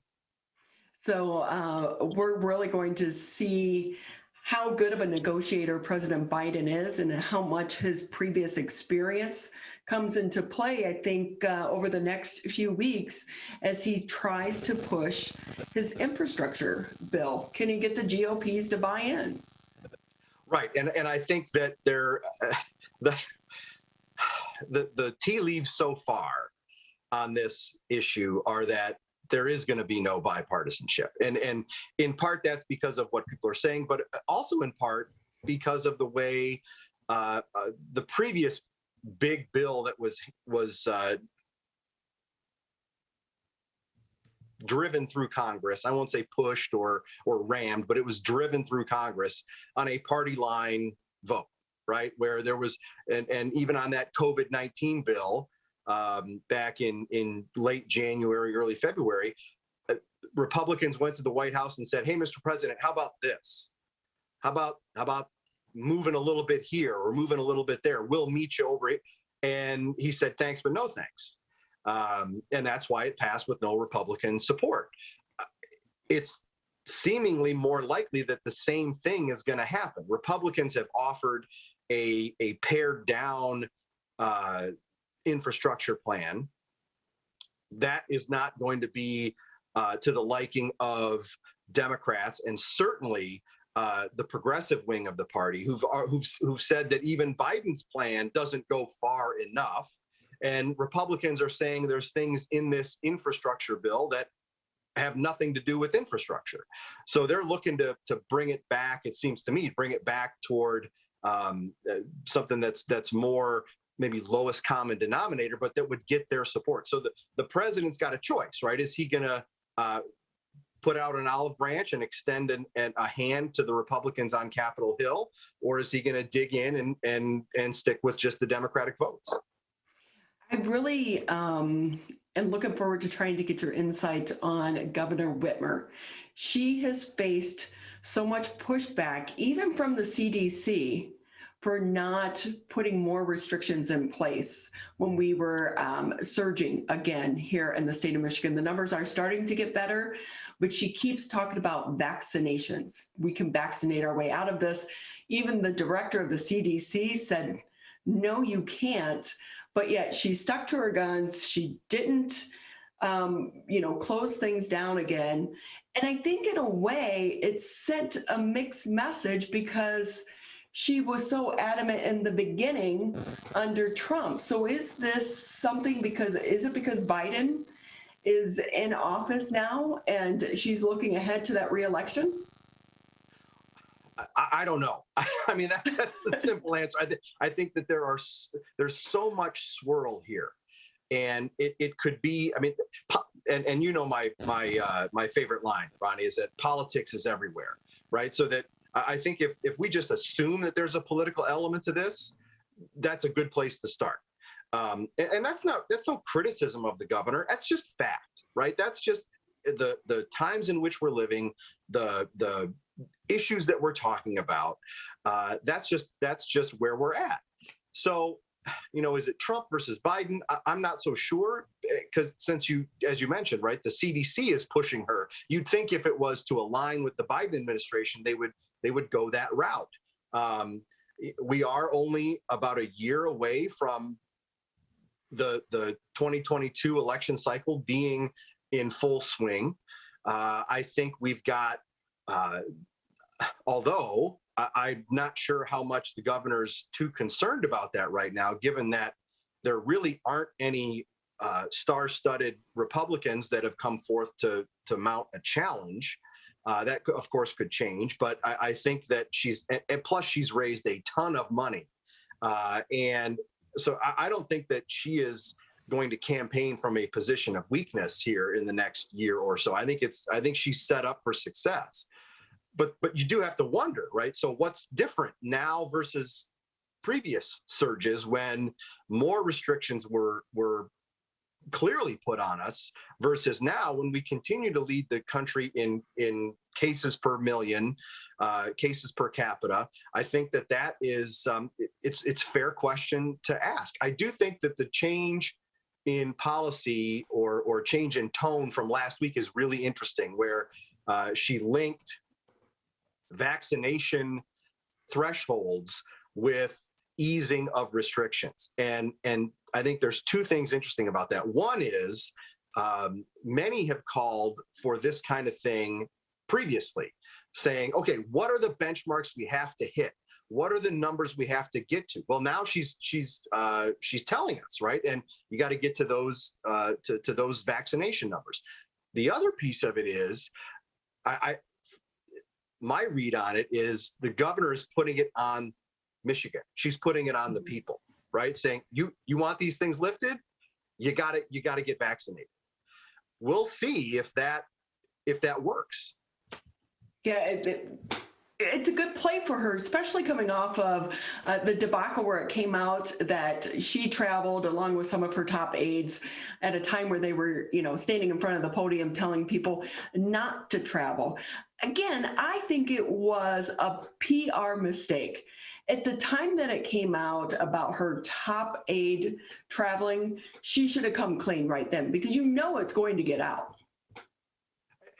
No doubt. And it's this bad look, right? Where it does appear that it's where she and her staff, she and her administration are living by one set of rules and everybody else has to live by another.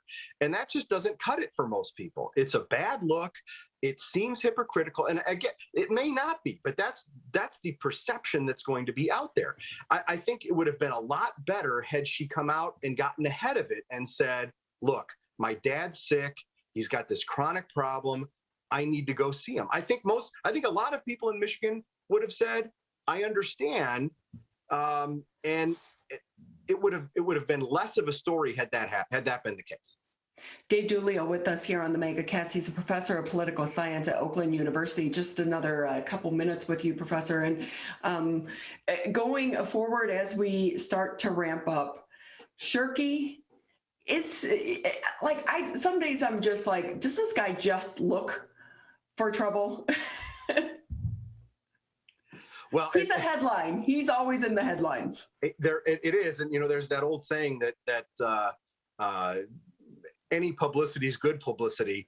I'm not so sure about that in politics, but there's the Senate leader has managed to stay in the news, and it's like a never-ending stream. And I will say, while we want the two sides to start working together, when you have the GOP supporting the governor on some of her decisions not to impose restrictions, I was really just scratching my head. Sometimes politics makes strange bedfellows. That is so true. So with that, any predictions from the Republican side, who may be throwing their hat in the ring? Your guess is as good as mine, really. It's, we've seen a number of folks pass. I would say at the top of that list would be Candace Miller, Public Works Commissioner in Macomb County, former House member from the 10th Congressional District. We've seen others say thanks, but no thanks. And you wonder where they go from here. Yeah, I'm looking at the Republican Party overall, not just here in the state of Michigan, but nationally as well. Romney was booed this weekend. It seems like they have an internal issue that needs to be addressed. No doubt. And we've seen similar things here in Michigan with the censuring of folks like Peter Meyer and Fred Upton from their local party organizations. And I think that this just speaks to the powerful presence that Trump supporters have in the grassroots Republican Party right now. And it is going to take, as we've talked about before, there's going to be an internal party struggle, internal party war for a while to figure out, till Republicans figure out which way they're going to go. What are they going to do in the post-Trump presidency era? So with that, Professor, it appears as if you're back in the office. Any things coming up on the agenda for the Center for Civic Engagement? We may have one or two things here in May. I'm not ready to share specific details, but we're also already thinking about the fall. And I think you can count on something from us around the 20th anniversary of 9/11 in a few months. And what really got me thinking about this was, there's going to be a number of our students on OU's campus who were not alive when that happened. And right. And it's, oh my gosh, that is such a